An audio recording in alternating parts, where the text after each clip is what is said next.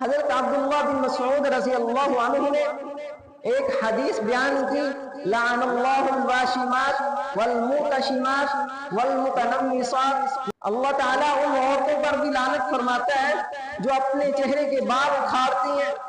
یہ مسئلہ بھی سمجھ لے کہ عورتوں کا اپنے چہرے کے بال صاف کرنا، جو بال عادت کے خلاف نکل آئے ان کو صاف کرنا جائز ہے، جیسے داڑھی کے بال نکل آتے ہیں، مونچھوں کے بال نکل آتے ہیں، یا پیشانی پر بال نکل آتے ہیں، ان بالوں کو عورت کا اپنے چہرے سے صاف کرنا جائز ہے۔ رسول اللہ صلی اللہ علیہ وسلم نے چہرے کے بالوں کو اکھاڑنے پر جن عورتوں پر لعنت فرمائی ہے وہ ابروؤں کے بال اکھاڑنے پر لعنت فرمائی ہے کہ ابرو کے بال نہیں اکھاڑنے چاہیے۔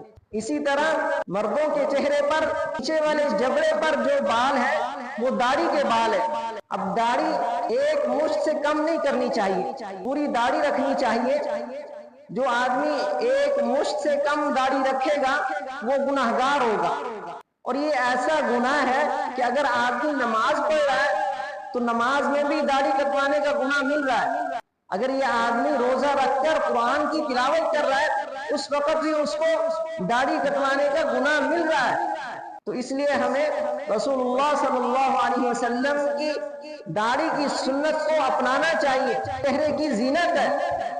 تو مردوں کے چہرے کے جو بال زائد ہوں، یعنی نیچے والے جبڑے سے اوپر گالوں پر ہو، تو ان کو صاف کرنا بھی جائز ہے مردوں کے لیے۔ مردوں کے لیے بھی ابروؤں کے بال صاف کرنا جائز نہیں ہے، ان کو اکھاڑنا جائز نہیں ہے۔